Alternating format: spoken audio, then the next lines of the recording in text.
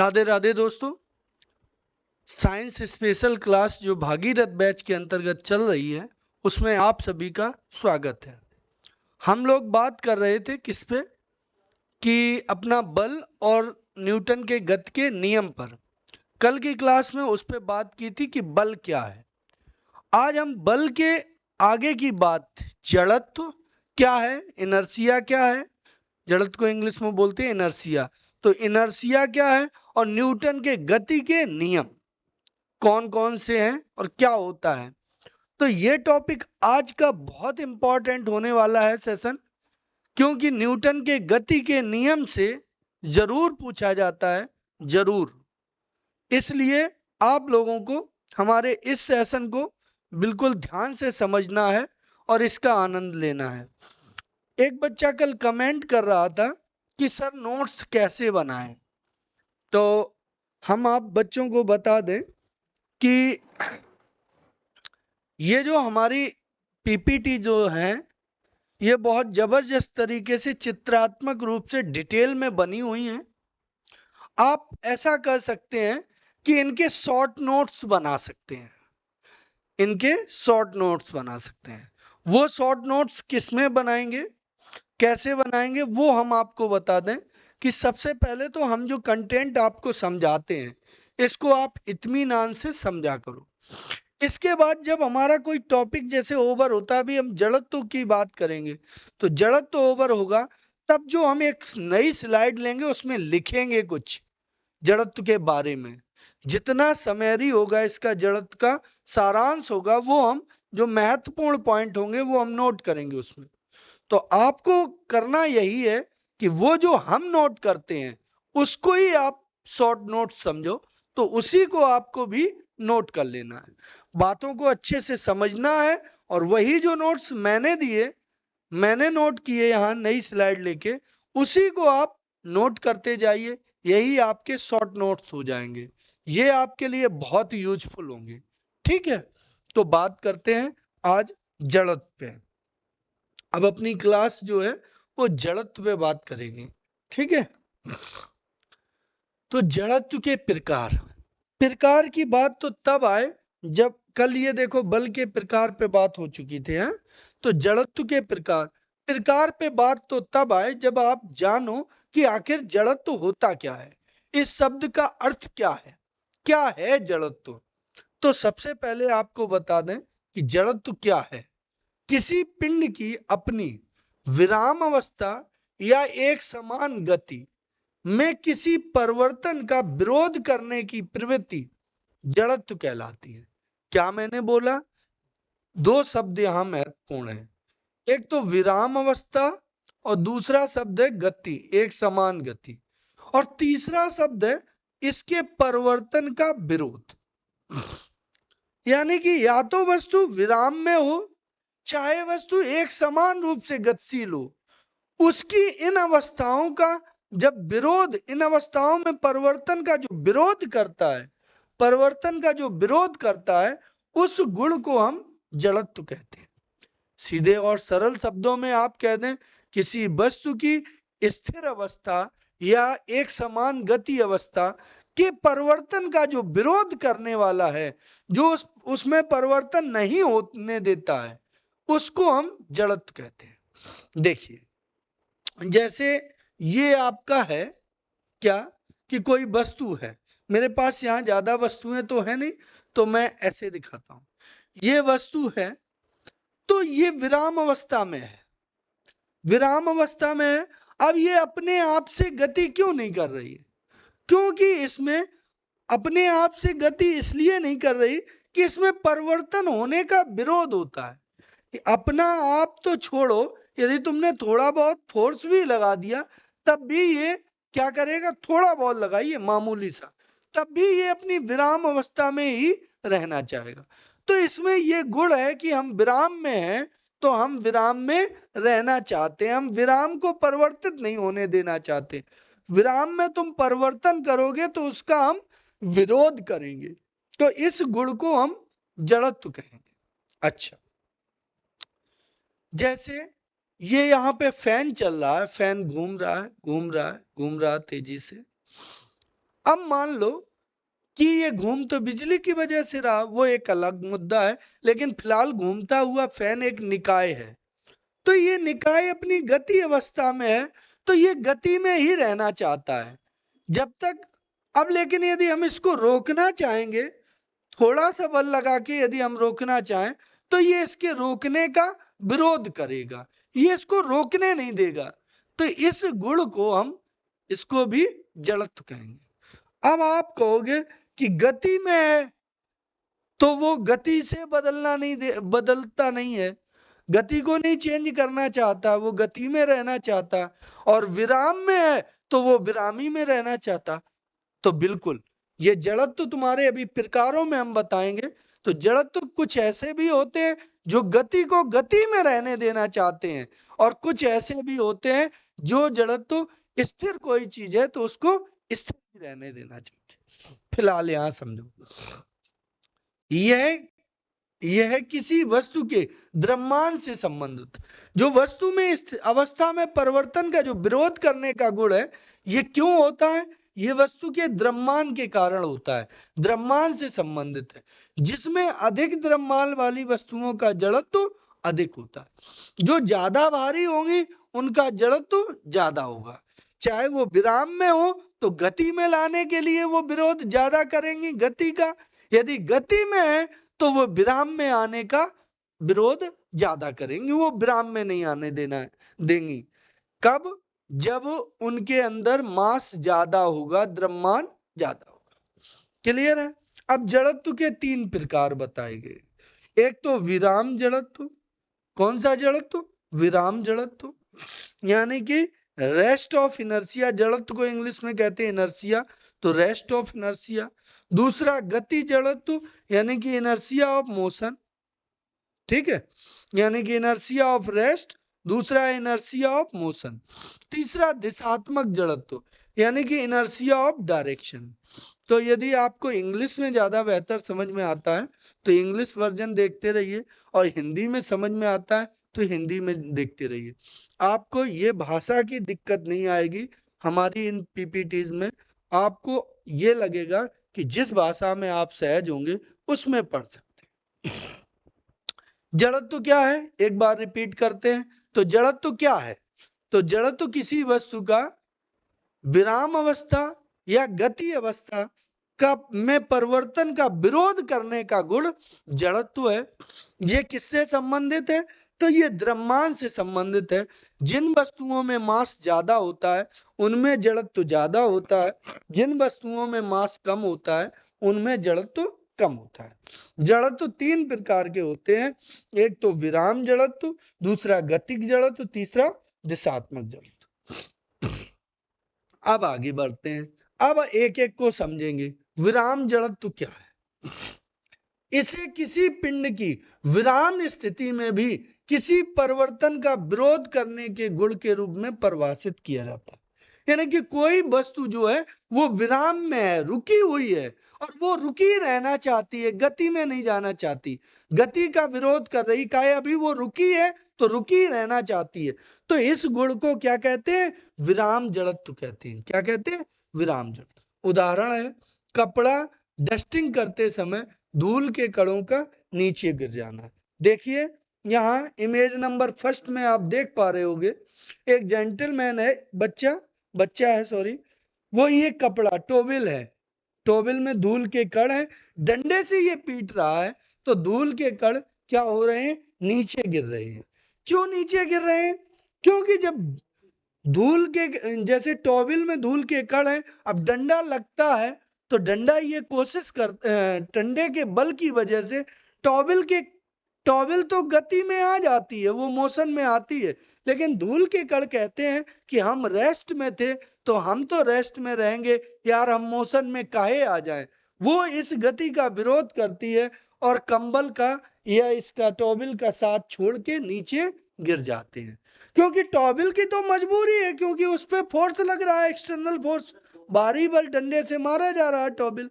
तो टॉवेल जब मारा जा रहा है डंडे से तो पीटा जा रहा है, तो टॉवेल में क्या है कि फोर्स लग रहा है, तो टॉवेल की तो मोशन में आने की मजबूरी है। लेकिन धूल के कण क्या कहते हैं कि हम यार रेस्ट में हैं तो रेस्ट में ही रहना चाहेंगे, हम मोशन में क्यों आए? तो वो मोशन में नहीं आना चाहते। इसी गुण को तो विराम जड़त्व कहते हैं। कोई वस्तु रेस्ट में है तो रेस्ट में रहना चाहे, इसी क्वालिटी को तो विराम जड़त्व कहते हैं। यहां देखिए दूसरे एग्जाम्पल में, ये देख पा रहे होंगे आप कि यहाँ इसमें देखो टेबल है, टेबल पे बुक रखी है। अब बुक अपनी रेस्ट में है तो रेस्ट ही में रहना चाह रही है, नहीं चाह रही कि हम मोशन में हो। तो देखो रेस्ट में रखी हुई है। अच्छा, अब ये देखिए, इसमें देखिए ये तुम्हारा बना हुआ है, तो इसमें ये रेस्ट में है तो ये रेस्ट में रहना चाह रहा है। तो देखो गाड़ी की अचानक आगे चलने पर पीछे की ओर मुड़ना। अब आपको उदाहरण से हम ज्यादा समझाएं, अच्छे समझ में आ जाए। जैसे आप बस में तो बैठे ही होंगे, तो बस में बैठे हैं, आपने देखा होगा कि आप यदि पीछे की सीटों पे बैठे हैं, ठीक है, और आप अपने ध्यान में ऐसे ही शांत बैठे हुए हैं, गाड़ी अभी रुकी हुई है, अचानक क्या आता है कि आपको पता नहीं चलता, ड्राइवर आके आगे गाड़ी चालू कर देता और आप पीछे की ओर झुक जाते हैं। पीछे की ओर झुक जाते, क्यों झुक जाते भाई? गाड़ी चालू हुई, गाड़ी आगे बढ़ी, आप भी आगे बढ़ जाएंगे, बढ़ जाए, इसलिए झुक जाते हैं कि उस समय अपना बॉडी, आपका बॉडी रेस्ट में होता है, और गाड़ी आई उस पे फोर्स लगा तो गाड़ी आगे की ओर उसको गाड़ी पे इंजन ने बल लगाया तो वो गाड़ी तो आगे की ओर चलने लगती है, लेकिन आपका बॉडी कहता है हम जहां थे, हम जिस स्थिति में थे, रेस्ट में थे, रेस्ट में ही रहेंगे। तो वो वही अवस्था प्राप्त करना चाहता है, इसलिए शरीर पीछे की ओर झुक जाता है। मेज पर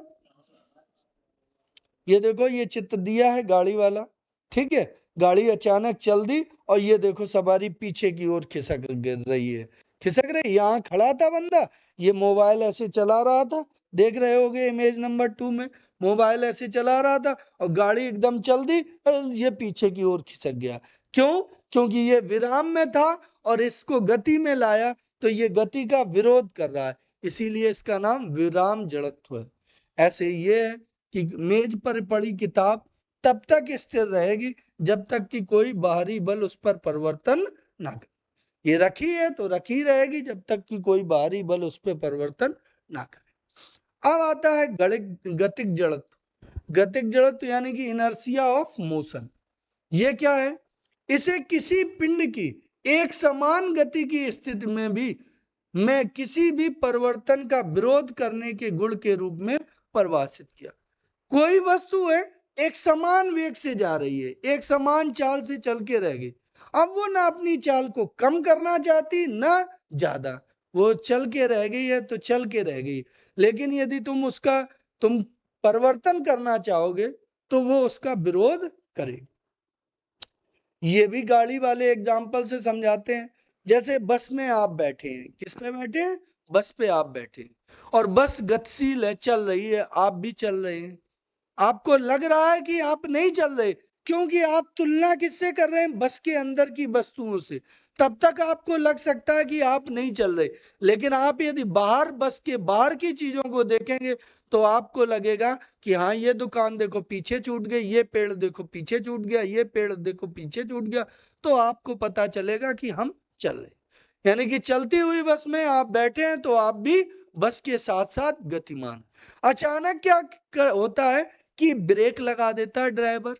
ब्रेक जैसे ही उसने लगाया तो इंजन पे रुकावट वाला बल लगा, इंजन ने रुकावट वाला बल लगाया किस पे? बस पे।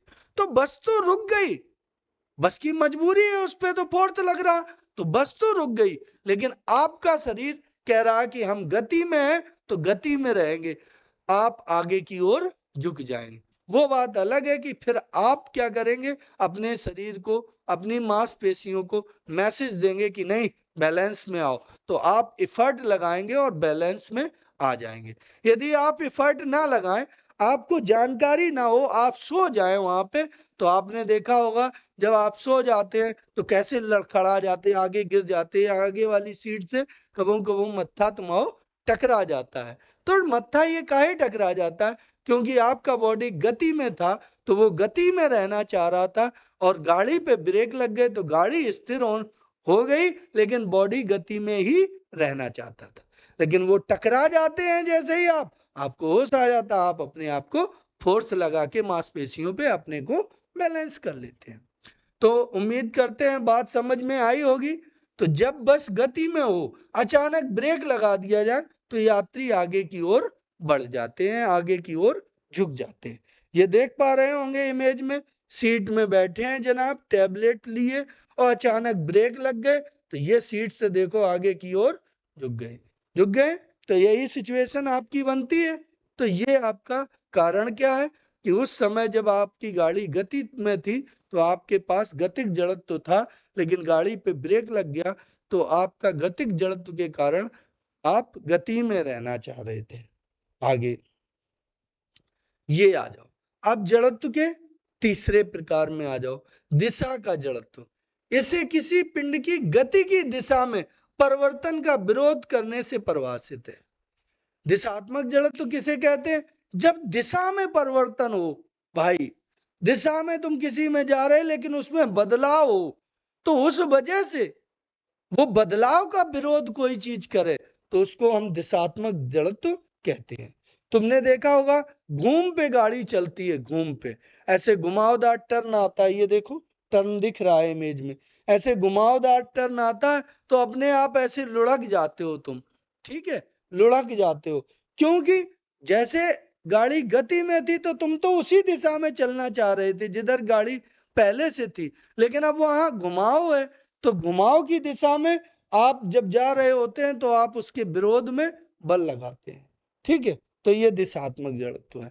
बात समझ में आ गई होगी, ठीक है। जब कोई बस सीधी रेखा में चलती है, दाहिनी ओर मुड़ती है तो यात्री बाईं ओर झुक जाती है, वो मुड़ेगी दाहिनी ओर तो यात्री किधर झुकेंगे? तो यात्री बाईं ओर झुक जाते हैं। क्लियर है? ये दिशात्मक जड़त्व के कारण ऐसा होता है।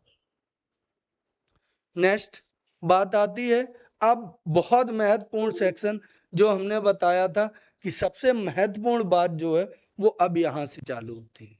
ये तो जड़त्व के बारे में आप जान गए।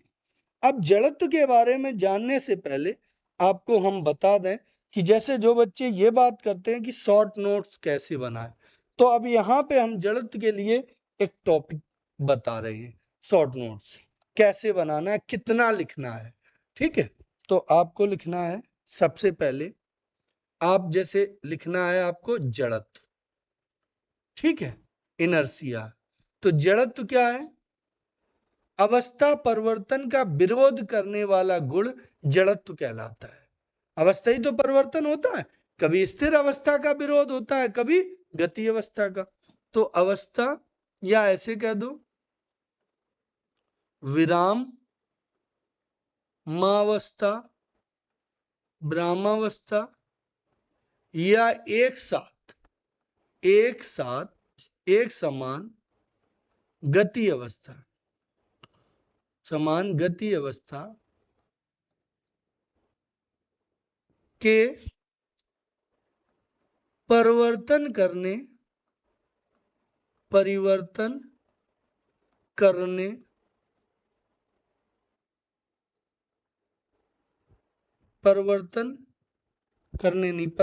का विरोध करने, एक समान गति के परिवर्तन का विरोध करने वाला गुण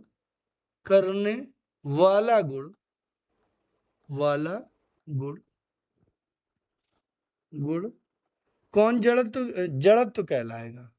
परिवर्तन करने का विरोध करने वाला गुण जड़त्व कहलाता है।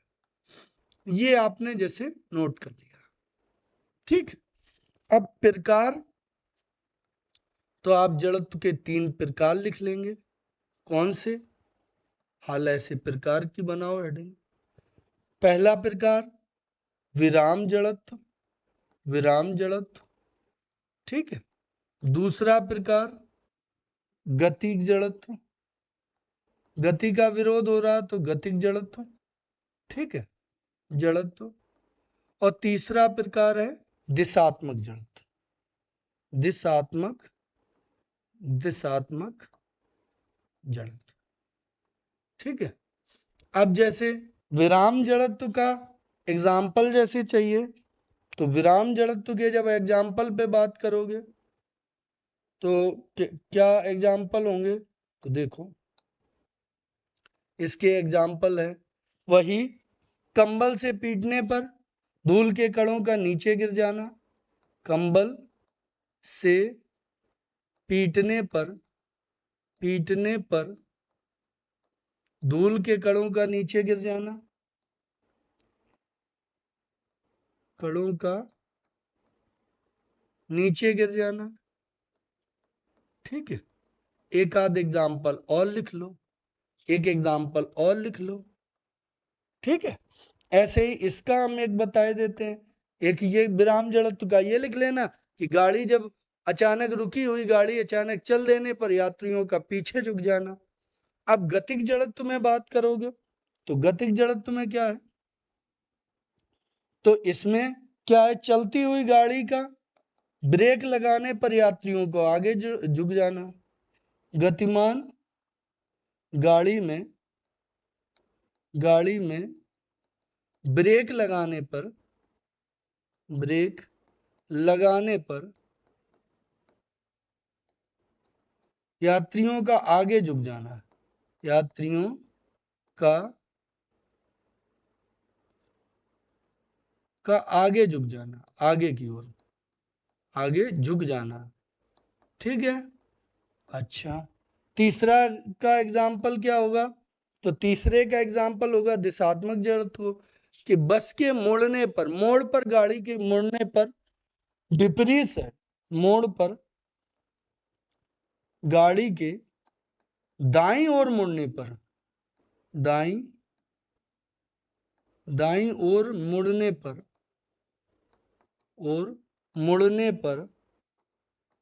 पर यात्रियों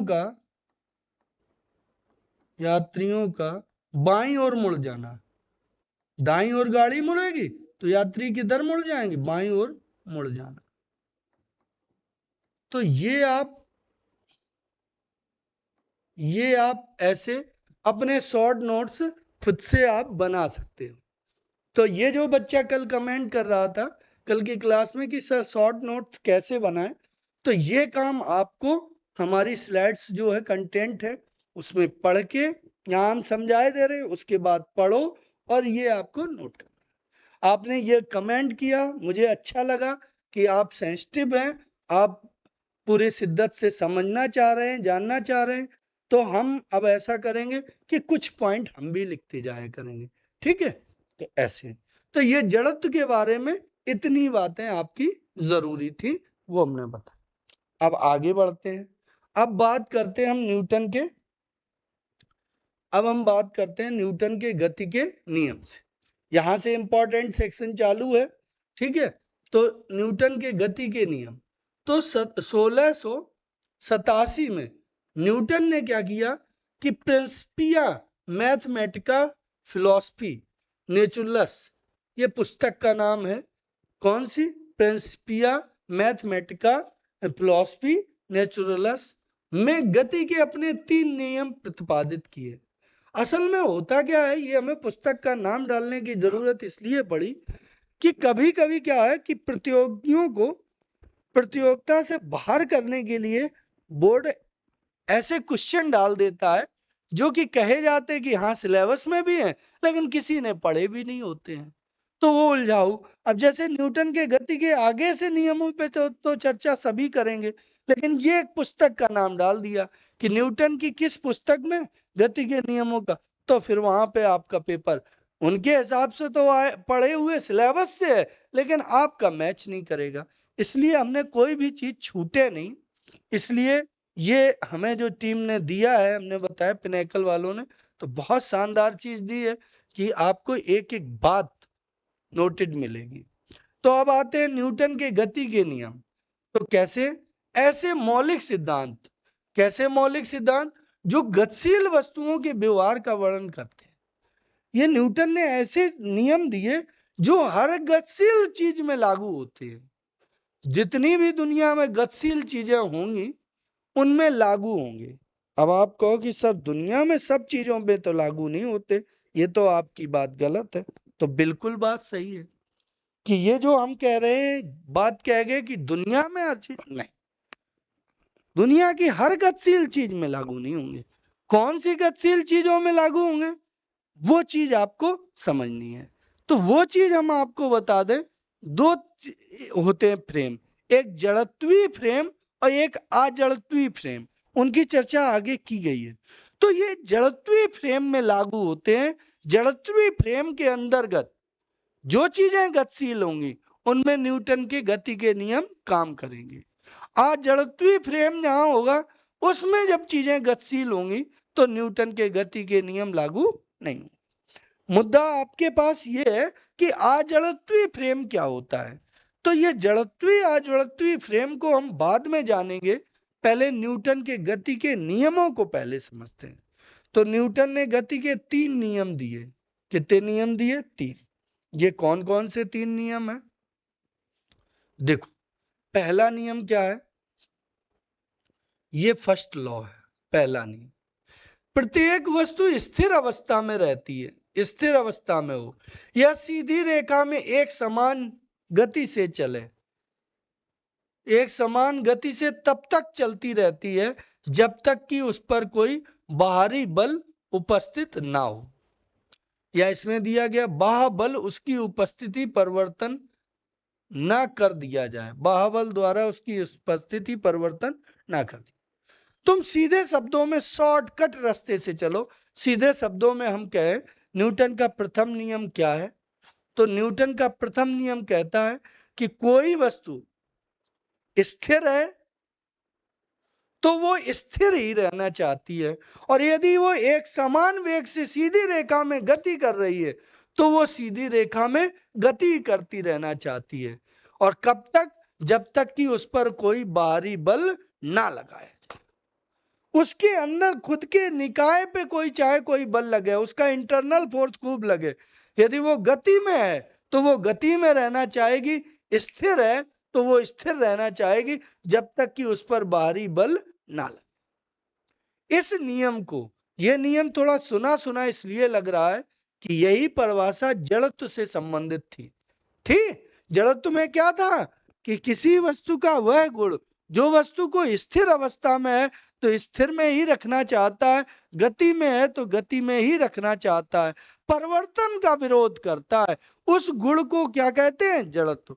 तो ये परिभाषा और न्यूटन के पहले नियम की परिभाषा दोनों मैच कर रही हैं। क्यों मैच कर रही हैं? क्योंकि इस नियम को ही जड़त्व के नियम के रूप में जाना जाता है। ये नियम ही असल में जड़त्व का है। जड़त्व के नियम को ही न्यूटन ने अपना पहला नियम बनाया है। यस, इसलिए दोनों चीजें यहां मैच कर रही। क्या है कि कोई वस्तु, न्यूटन का पहला नियम, फिर से एक बार मैं रिपीट कर रहा हूं। मैं चीजों को बार बार रिपीट इसलिए करता हूं कि रिपीटेशन से चीजें तुम्हारे जेहन में उतर जाएंगी, और जब चीजें जेहन में उतरेंगी वही चीजें लंबे समय तक याद रहेंगी, एग्जाम तक उन्हीं चीजों को आप ले जा पाओगे। मैं ऐसे बोर्ड पे दिखा दूं और एक बार में आगे बढ़ता जाऊं तो चीजें आप भूल जाओगे। ठीक है, तो इसलिए फिर से एक बार हम न्यूटन के प्रथम नियम को रिपीट करेंगे। कोई वस्तु यदि विराम अवस्था में है तो वो विराम में ही रहना चाहेगी। यदि वो एक सीधी रेखा में एक समान वेग से गति कर रही है तो वो गति करती रहना चाहेगी जब तक कि उस पर कोई बाहरी बल ना लगाया जाए। ये न्यूटन का प्रथम नियम भी कहलाता है, ये न्यूटन का, ये जड़त्व का नियम भी कहलाता है। ठीक है, अच्छा, इसमें उदाहरण सबसे ज्यादा महत्वपूर्ण होते हैं। तो उदाहरण, पहला उदाहरण क्या है? तो ये देखो, जब हम किसी पेड़ को जोर से हिलाते हैं तो उसके फल और पत्तियां नीचे गिर जाते हैं। पेड़ को हम जोर से हिलाते हैं तो फल और पत्तियां क्या होती हैं? नीचे गिर जाते हैं। ये स्लाइड में तुम देख सकते हो। ये पेड़ अभी विरामावस्था में, बहुत सारे सेब लगे हुए हैं। यस और नो? ये गिरे इसलिए हैं, ये पहले कभी गिर गए। अब ये दो बंदे आए, इन्होंने क्या किया कि धक्का लगाया और ये हिलाने लगे, और हिलाए तो ये फल नीचे गिर गए। आखिर ये फल नीचे गिरे क्यों, हिलाने से क्या फर्क पड़ा। तो वही चीज प्रथम नियम में समझाई गई कि ये होता ये है कि जैसे ही इन बंदों ने पेड़ पे बल लगाया, ऐसे दोनों ने, इधर देखिए इस स्थिति में, अभी ये स्थितियां भी अलग अलग हैं, वो हम समझाएंगे।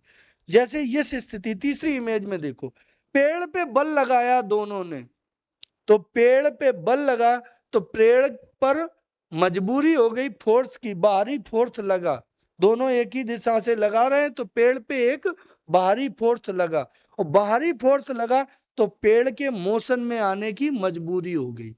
पेड़ तो मोशन में आ गया, लेकिन ये फल कहने लगे, ये पत्तियां कहने लगी कि हम भाई विराम में थे, हम विराम में ही रहेंगे, हम पे तो बल लगा नहीं रहे।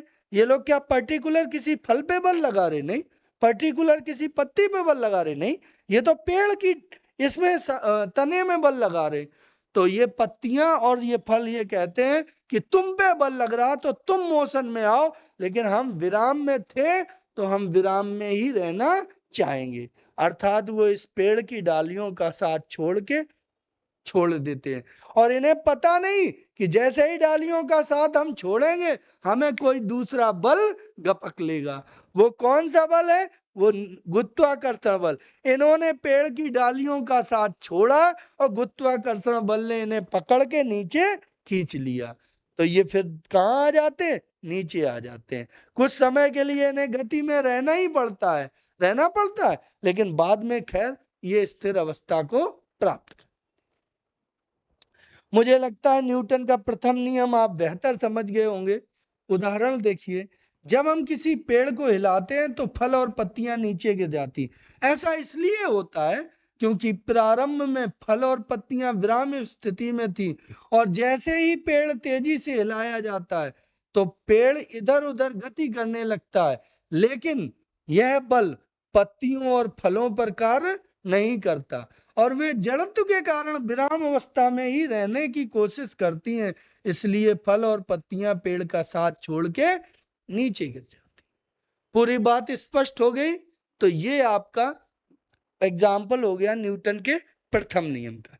यहाँ आप वो भी एग्जाम्पल लिख सकते हो, कौन सा, कंबल से पीटने पर, कंबल को डंडे से पीटने पर उसके धूल के कणों का नीचे गिर जाना, ये भी न्यूटन के प्रथम नियम का उदाहरण हो सकता है।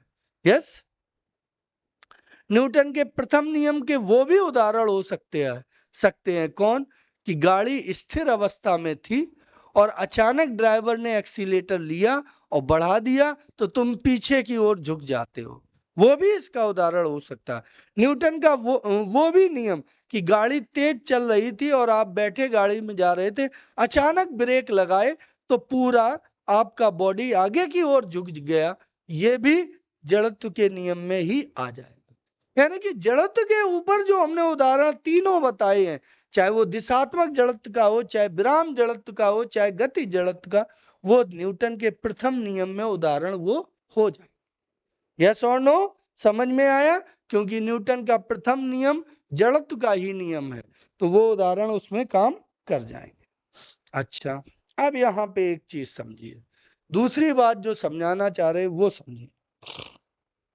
ये देखिए चित्र में, विराम अवस्था में कोई वस्तु विराम अवस्था में रहती है, विराम अवस्था में कोई वस्तु विराम अवस्था में ये देखो, ये पेड़ है, आराम से विराम अवस्था में है, तो वो विराम में ही रह रही है, वो काहे गति कर रही।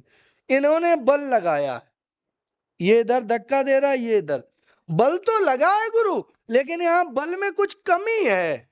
क्या कमी है, कि ये भाई इधर से 10 न्यूटन का लगा रहे, तो ये भाई इधर से 10 न्यूटन का लगा रहे, और बल जब विपरीत दिशा में हो गए दोनों, तो परिणामी बल, इनका रिजल्टेंट फोर्स क्या हो गया, शून्य। तो यहां से जो बाहरी बल का परिणाम रहा वो क्या हो गया, शून्य, और शून्य हो गया तो वस्तु ये गति काहे करेगी, क्योंकि बल तो खूब लग रहा, दोनों तरफ से लग रहा भाई, दोनों तरफ से, लेकिन उनका परिणामी क्या रहा, वो बल सदिश राशि है, दिशा पर निर्भर करता है, दोनों विपरीत दिशा में तुमने लगा दिए, तो एक प्लस एक माइनस तो क्या बन गए, जीरो बन गए, खत्म हो गए, कैंसिल हो गए, तो एफ का मान क्या हो गया, तुम्हारा 0 हो गया। तो इस पे परिणामी कोई बल ही नहीं लग रहा बाहरी, तो ये तो स्थिर अवस्था में बन ही रहेगा। वही चीज है संतुलन बल द्वारा क्रियान्वित वस्तु विराम अवस्था में ही रहती है। कल हमने संतुलन बल और असंतुलन बल पढ़ाए थे पिछली वाली क्लास में, जिसने ना देखी वो देख लो। तो उसमें बताया था कि संतुलन बल जो होते हैं जिनका परिणामी 0 होता है, उनके द्वारा किसी निकाय पर कोई कार्य नहीं हो सकता।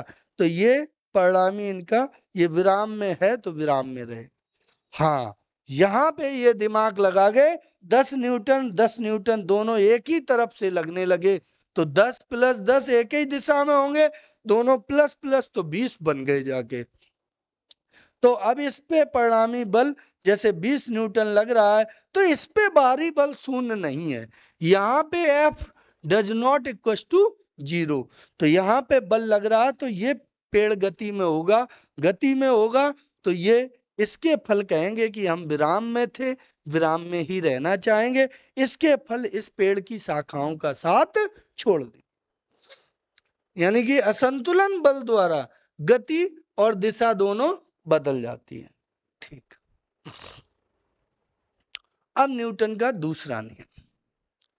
एक क्वेश्चन आगे आ जाए कि न्यूटन का प्रथम नियम किसको क्या करता है, तो न्यूटन का प्रथम नियम बल को परिभाषित करता है।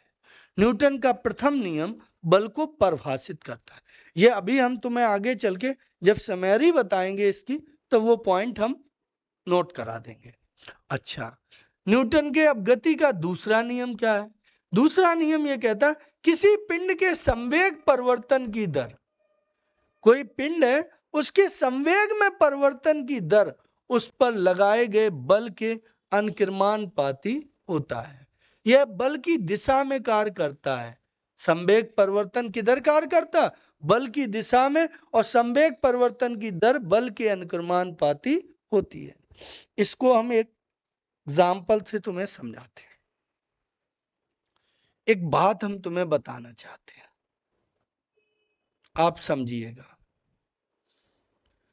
ये एक बॉडी है, पिंड है, 10 किलोग्राम इसका वजन है, ठीक है। और ये मान लो 20 मीटर प्रति सेकंड के वेग से जा रहा है इधर की। 5 सेकंड ये चलता है। 5 सेकंड में हमने ये पाया कि इसका वेग ये 10 किलोग्राम का है, तो मास तो कभी भी चेंज नहीं होता जब तक फिजिकली इसको डैमेज ना किया जाए, तोड़ा फोड़ा ना जाए। लेकिन इसका वेग बदल गया। मान लो इसका वेग हो गया कितना तुम्हारा 10 मीटर प्रति सेकंड। तो इसके संवेग में परिवर्तन हुआ। आपको संवेग सर जी क्या बला है, तो यहां हम आपको स्पष्ट कर दें कि संवेग बराबर फॉर्मूला होता है P बराबर mv, द्रव्यमान इंटू वेग, इसको संवेग कहते हैं। तो यहां पे संवेग कितना हुआ भाई साहब, तो पहली स्थिति का संवेग हो गया आपका 200, 20.200, और दूसरी स्थिति का संवेग क्या हुआ 10.100। तो संवेग में जो परिवर्तन हुआ 200 से 100 हो गया, तो 100 का परिवर्तन हुआ कितनी देर में? 5 सेकंड। तो ये संवेग का परिवर्तन और बटे ये समय, इसी को हम बल कहेंगे। तो ये कट गया तो कितना आया 20। हम इसको कह सकते हैं कि इस पे कितना बल लग रहा है, तो इस पे 20 न्यूटन का बल लग रहा है। तभी ये ऐसा होगा कि इसकी चाल 20 से यहां 10 होगी। और एक बात स्पष्ट कर दें कि ये वेग में क्या हो रहा, संवेग में, संवेग हमेशा ऐसे जब वेग में अंतर लिया जाता है या संवेग में अंतर लिया जाता है, तो बड़े बाद वाले से पहला वाला घटाया जाता है। तो 100 से 200 घटाओगे तो माइनस, तो यहां माइनस आएगा। तो हम कहेंगे इसकी गति के विरोध में 20 न्यूटन का बल लग रहा होगा। इसके गति के विरोध में कितना बल लग रहा होगा? 20 न्यूटन का बल लग रहा होगा, क्योंकि जो संवेग का परिवर्तन है और जो समय का अनुपात निकला वो 20 न्यूटन लगा निकला, और संवेग परिवर्तन की दर को ही हम क्या कहते हैं? बल कहते हैं। अच्छा, अब एक चीज ये हटा दो, चीज को, इसको हटाओ, इसको हटाएंगे, बिल्कुल बिल्कुल हटा देंगे इसको। अब आओगे दूसरी तरह से, क्या? अब हम ये बात सिद्ध करें कि संवेग परिवर्तन की दर को बल कहते हैं, ये बात तुम्हें प्रूफ करके दिखाते हैं। ठीक है, ये देखो मास कितना है m इसका, और पहले वेग था कितना u। कुछ समय चला, t समय चला, t समय बाद मास तो कांट बी चेंज, m का m रहा, वेग हो गया v। तो संवेग में परिवर्तन देखा जाए तो आपका हो गया, बाद वाला पहले रखा जाएगा, तो mv माइनस फिर पहले कितना था तो mu। ये संवेग में परिवर्तन हुआ कितनी देर में? t समय में, तो t, तो नीचे t। संवेग में परिवर्तन बटे दर, दर का मतलब नीचे समय रखना है, कितनी देर में संवेग में परिवर्तन, तो ये प्रारंभिक थी और ये अंतिम था, और अंतिम से हमेशा प्रारंभिक घटाया जाता है। क्लियर है? ठीक है, तो ये संवेग में परिवर्तन की दर, इसी को अब इसको निकालें, ये कितने के बराबर? तो m रहा, ये वेग बाद में ये हो गया, पहले u था बटे t, तो m, और वेग परिवर्तन, ये वेग में परिवर्तन ही तो है, बटे समय, इसको क्या कहते हैं? तो आपने पढ़ा होगा त्वरण a बराबर, त्वरण a बराबर आपने पढ़ा है कि वेग में परिवर्तन यानी delta v upon delta t। तो ये देखो वेग का परिवर्तन और ये समय का अंतर आ गया, यहां से यहां समय में अंतर कितने का? t का, तो ये तुम्हारा a बन गया इतना, तो ये जब आपका a बन गया तो ma हो गया, और यही ma को ही बल कहते हैं, F बराबर ma। इसका मतलब आज तक आप पढ़ते रहे कि F बराबर ma, F बराबर ma, तो ये कहां से आता है? तो ये भाई साहब न्यूटन के द्वितीय नियम से आता है, न्यूटन के द्वितीय नियम से आता है। क्वेश्चन ये करा जाए, कभी कभी आ जाता है कि बल के व्यंजक की परिभाषा कहां से मिलती है, या बल का व्यंजक कहां से प्राप्त होता है? तो बल का व्यंजक न्यूटन के द्वितीय नियम से प्राप्त होता है, F बराबर ma। और वो असल में है क्या कि संवेग में परिवर्तन बटे समय अंतराल जब करते हो वही बल बन जाता है। तो यहाँ पे अब हम लिखना चाहेंगे, अब हमने आपको बातें पूरी समझा दी, तो F बराबर क्या कहोगे? संवेग को P कहते हैं, तो P में परिवर्तन अपॉन डेल्टा T। तो संवेग परिवर्तन की दर को हम क्या कहते हैं? बल कहते हैं। न्यूटन का द्वितीय नियम क्या बताना चाहता है कि संवेग परिवर्तन की दर को हम बल कहते हैं, और यहीं से क्या व्यंजक निकला? F बराबर ma।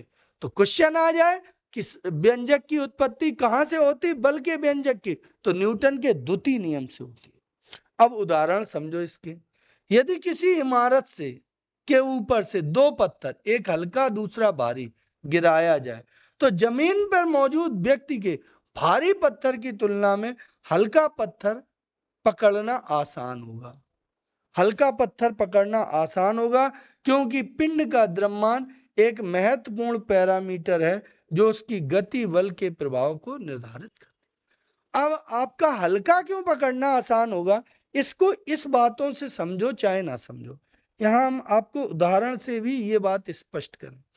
मान लो ये 40 किलोग्राम का है, ठीक है, अभी इसका वेग कितना है? जिस वेग से आ रहा, मान लो इसका वेग है 10 मीटर पर सेकंड, ठीक है, इस वेग से, तो इसमें संवेग कितना हो गया? 400 हो गया, क्योंकि द्रव्यमान गुणे वेग, तो संवेग 400 हो गया। हाँ, अब जब नीचे आएगा हम पकड़ लेंगे ये 40 किलोग्राम वाले को, नीचे मान लो गिरा और हमने पकड़ लिया, तो हमारा वेग कितना हो गया? 0। तो संवेग में परिवर्तन, तो द्रव्यमान गुणे वेग, तो संवेग बन गया, तो संवेग 0। तो यहां संवेग में परिवर्तन कितना आ गया? तो ये 400 का परिवर्तन हुआ टाइम हमने ले लिया मान लो 1 सेकेंड। अब ये 40 किलोग्राम वाले पिंड की बात थी और ये पिंड एक हमने 20 किलोग्राम का ले लिया। इसका वेग यहां ऊपर था 10 मीटर पर सेकेंड और ये 1 सेकेंड बाद ये नीचे गिरा 20 किलोग्राम वाला और हमने इसको यहां पकड़ लिया। इधर इसका संवेग 200 हो जाएगा और इधर इसका संवेग 0। तो यहां उतने ही 1 सेकेंड समय दे रहे हैं। तो 1 सेकेंड में यहां संवेग में परिवर्तन 200 का और यहां संवेग में परिवर्तन 400 का। तो जब समय हमने सेम लिया, जहां 400 का परिवर्तन है वहां बल का मान भी ज्यादा आएगा, जहां 200 का संवेग है वहां बल का मान 200 आएगा, कम आएगा। तो इसीलिए यही बताने चाहते हैं कि जब ऊपर से कोई वस्तु गिरती है, यदि समान वेग से छोड़ी जाए तो एक हल्की हो और एक भारी हो तो कोई व्यक्ति पकड़ेगा तो जो भारी होगी उस वस्तु द्वारा उसको पकड़ने में ज्यादा बल लगाना पड़ेगा रोकने में, और जो हल्की होगी उसको कम बल। यदि किसी के सर पे गिर रही है एक हल्की और एक भारी वस्तु, तो जिसके पे भारी गिर रही है उसका संवेग ज्यादा, उस पे बल ज्यादा लगेगा, उसमें टक हो जाएगा, और हल्की वस्तु गिरी तो थोड़ा प्रभाव पड़ेगा, हटा दे। सही है, बात समझ पाए? तो ये बात हम समझाना चाह रहे थे। यहां से न्यूटन का द्वितीय नियम को क्या एक्सप्लेन किया है, पूरी बात है। तो देखो, संवेग परिवर्तन की दर को बल कहते हैं। ये समानुपाती हटाओगे कांस्टेंट आ जाएगा, ये कोई दिक्कत नहीं। ये वही चीज है क्या कि हमने बताया तुम्हें डीपी, तो डी और पी को एम वी लिख देते हो। एम में परिवर्तन नहीं होगा, M delta V upon T, तो ये क्या बन गया, ये बन गया आपका एम ए। तो एफ बराबर के एम ए, या सरलतम रूप में लिख दो तो एफ बराबर एम ए। ये बातें हम आपको समझा चुके हैं। लेकिन यदि वस्तु में त्वरण ए 0 हो तो एफ का मान भी 0 होगा। पिंड का द्रव्यमान कभी भी शून्य नहीं हो सकता, अर्थात इसका बाह्यबल अनुपस्थित है तो पिंड स्थिर वेग से चलता रहेगा। खैर, ये कोई महत्वपूर्ण बातें नहीं थी, जो बातें थी वो हमने आपको बता दी। ठीक है, अब इसमें क्या है, न्यूटन के, अब ये एक एग्जाम्पल है, ये चीज को कोई नहीं पढ़ लेना तुम। इसमें एक एग्जाम्पल है, एक कार का मास कितना है m, तो ये कितना मास है 1000 किलोग्राम। ठीक है, इसका वेग त्वरण कितना है तो 5 मीटर पर सेकेंड स्क्वायर। ठीक है, तो इस पे बल पूछा गया, तो F बराबर ma, तुम पढ़ चुके हो, तो इसमें गुणा कर देना तो 5000 न्यूटन का बल लगेगा। ठीक है, क्योंकि बल का मात्रक क्या है, न्यूटन। ठीक है, अच्छा, एक नियम और रह गया है, तो इस नियम को बता के फिर आज की बात यहीं छोड़ेंगे। एक नियम क्या कह रहा, न्यूटन का गति का तृतीय नियम। दो नियम हो गए, एक नियम और समझते हैं। तो गति का तृतीय नियम, प्रत्येक क्रिया के समान और विपरीत प्रतिक्रिया होती है, दो अलग अलग पिंडों पे कार्य करता। वाह, बहुत बढ़िया बात है। ये बात में बच्चे बहुत कंफ्यूज होते हैं कि क्रिया प्रतिक्रिया और संवेग संरक्षण वाले में कंफ्यूजन होता है। यहाँ एकदम क्लियर किया गया आपके सामने। तो आप पहले अभी इतना समझें, न्यूटन का तृतीय नियम सरल शब्दों में कह दें, न्यूटन का तृतीय नियम ये कहता है कि हर क्रिया के बराबर और विपरीत दिशा में प्रतिक्रिया बल लगता है। जितना बल तुम इधर क्रिया बल लगाओगे, ये एक्शन फोर्स इधर लगाओगे, इस दीवार पे लगाई तो दीवार ने उतना ही फोर्स इस पर लगा दिया तुम पे, उतना ही, लेकिन बस दिशा बदली है, ये इधर की ओर है तो उसने उतना ही बल इधर की ओर लगा दिया। इतनी बात न्यूटन के तृतीय नियम। देखो, इसके एग्जाम्पल्स देख सकते हो, एग्जाम्पल से समझ सकते हो। तैरना, तैरना किस पे आधारित है, न्यूटन के तृतीय नियम पर। क्योंकि जब तुम तैरते हो तो तुमने अपने हाथों से पानी को पीछे की ओर खींचते हो, पानी पे पीछे की ओर बल लगाते हो और तुम्हारा शरीर पे आगे की ओर बल लगता है और तुम आगे बढ़ते चले जाते हो। तो तैरना किस नियम पर आधारित है, न्यूटन के तृतीय नियम पर आधारित है। ठीक है, अच्छा, और कौन सा, बंदूक से गोली चलाना। बंदूक से जब गोली चलाते हो तो गोली पे जो राउंड है, राउंड पे जो फोर्स लगता है वो उस फोर्स से राउंड आगे की ओर जाता है, उतना ही फोर्स बंदूक पे लगता है, वो पीछे की ओर खिसकती है। तो क्रिया बल लगा गोली पे, छर्रे पे, और प्रतिक्रिया बल लगा बंदूक पे। इसी वजह से हमें थोड़े पीछे की ओर झटका लगता है। ये भी उदाहरण न्यूटन का तृतीय नियम का है।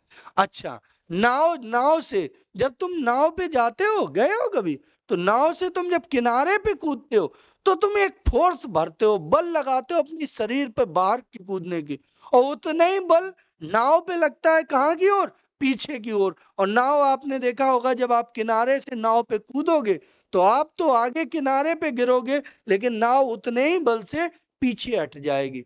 तो ये भी न्यूटन का तृतीय नियम है, क्रिया प्रतिक्रिया का। एक विशेष बात यहाँ ये है कि क्रिया प्रतिक्रिया, कभी एक ही वस्तु पे क्रिया बल लग जाए और एक ही वस्तु पे प्रतिक्रिया बल लग जाए, ऐसा कभी नहीं होता। क्रिया यदि एक वस्तु पे लगेगा तो प्रतिक्रिया बल दूसरी वस्तु। क्वेश्चन ये आता है कि चलना न्यूटन के किस नियम पर आधारित है? चलना, तो जैसे हम चलते हैं तो हमने क्रिया बल लगाया किस पे? जमीन पे क्रिया बल लगाया, और जमीन उतना ही बल हमारे ऊपर लगाती है, प्रतिक्रिया बल, तो हम चल पाते हैं।